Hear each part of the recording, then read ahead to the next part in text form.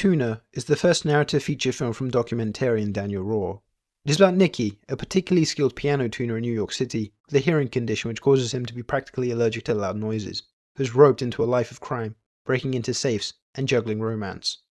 Considering the prevalence of music as a driving force in the narrative, Nicky as a tuner, and his romantic interest Ruthie as a skilled pianist, the film's music needs to deliver. And I'd argue that the music is handily the best attribute for Tuna. To be exact, there are three musical genres which are intertwined: jazz, techno, and classical, each of them being symbolic for different movements across the story. The jazz music is used in the day-to-day segments, where it gets to be soothing in its approach to a carefully orchestrated chaos, which the film comments on as part of the beauty of the piano. The techno in the high story sections provides a rapid pace to the easygoing safecracking. The classical then arises at the very end in the third act, which I'll be getting to later on. I'm a fan of this approach to a musical melange, as it keeps what is otherwise a fairly formulaic crime story on its toes, bouncing back and forth. For the first two acts especially, this music has a forward-moving momentum which prevents the pacing from stagnating and makes the vast majority appear to be low stakes and enjoyable. It's a chill proficiency porn film, when it gets to the safecracking especially. The other major win for this film is how it implements montage. Yes, this is inherently intertwined with the music, but I think it makes up enough of the film to be a significant merit on its own 2 feet. I think that's evident that Roher is a documentarian, with how he captures the minutiae of process. As heist movies are about process, and Nicky's profession as a piano tuner is all about process, the capturing of the safecracking, or day-to-day life, evokes a full fleshing out of Nicky in his entirety. The montages are quick, focusing on the smallest details in flashy shots and camera movements. Alright, time to get to the actual narrative, which is sadly where most of my issues arise, although I think that calling them issues is a little disingenuous. I think the structure of the narrative holds the film back from being especially unique and great. Tuna follows Blake Snyder's Save the Cat beat sheet pretty closely, which makes the actual progression of the story predictable. It doesn't stray too far from it, which, on its own, isn't a flaw. If anything, it makes it clearer that this is a first narrative from Roher, his co-writer Robert Ramsey not included.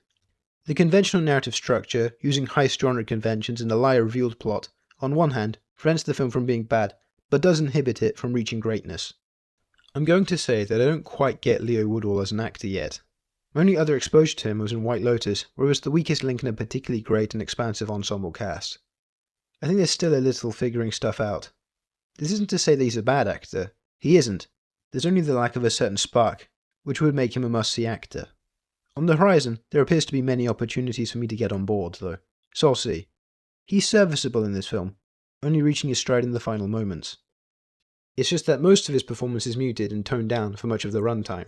The character himself is uncharismatic. For me, the problem is that I don't think that the performance is capable of making Nicky's interiority necessarily gripping. Again, it's a fine performance, but a film like this, one so beholden to genre conventions the way that this film is made up of heist film conventions, the lead performance needs to be exceptional to give the character drama a little more oomph. A significant aid to Woodall's performance is the decision to orient the audience around Nicky's subjective perspective, primarily via the adaptation of sound to mimic his hyperacusis.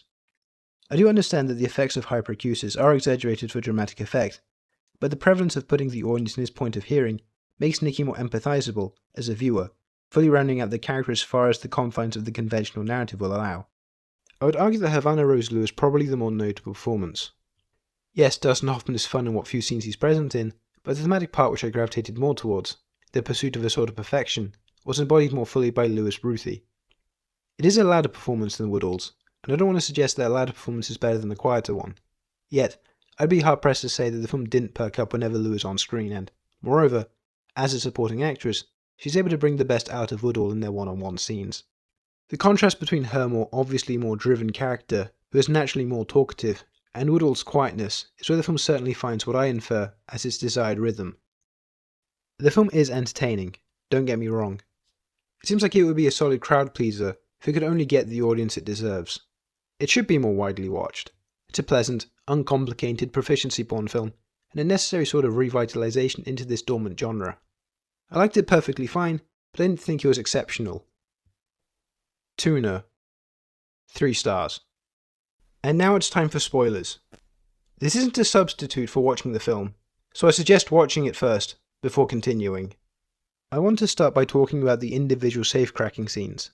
For what could, theoretically, be rinse and repeat scenes with the same overall structure, Roher imbues each of them with conflict dynamics that keep each and every one of them from stagnating.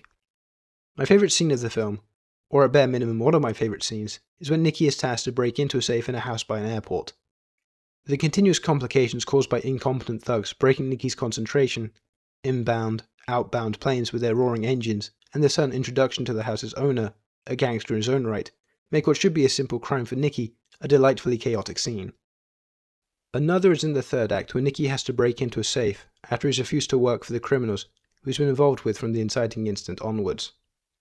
Although this scene is sort of derivative when reduced to its bare bones, considering Nicky is unable to attend Ruthie's climactic exhibition of her orchestral piece, which is a staple of the dual identity story Tuna plays into, the actual safe cracking is riveting.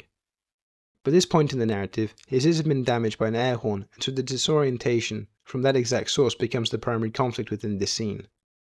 The generic elements fade away into the background every time it comes back from Ruthie to Nicky, as the audience is planted back in the high-stress scenario of trying to break into a safe while hardly keeping it together. These two scenes in particular, different in their construction while they are, at the core, about reaching the same goal, makes it clear to me that Roher and co-writer Ramsey have a clear handle on how exactly to construct different, unique iterations of a scene, both when compared to scenes within the same story and to the heist genre at large. I also need to talk about the ending, which I did allude to earlier. The scene in question is the conclusion to a debate about who the superior piano player is between Ruthie and Nicky. Following Nicky's partial deafening, the final scene is where it seems that Woodall fully encapsulates the character. He plays the piano, hardly talking, and he is moved by the music. This is the best scene of the film, as a standalone scene, and the conclusion to the theme surrounding obsession with reaching perfection. Loose suppressed and pressed expression, spliced into Woodall's playing of the piece, reduces the scene to its very basest emotional layers, where it's allowed to come off as especially honest. As a cherry on top, the final line where Woodall declares that one of the notes is off hammers in his status as a virtuoso when it comes to the piano, as well as concluding the film's story with a little dry comedy. Hence, the film's emotional, thematic, and tonal qualities all come together in this ending. If more of the film were able to operate on the level of that final scene, this may have been able to surpass the conventional narrative. As it currently stands, I think Roher has the stuff to make something even better down the line. Well, that's all. Keep on watching movies, and form your own opinions. See you in the next one.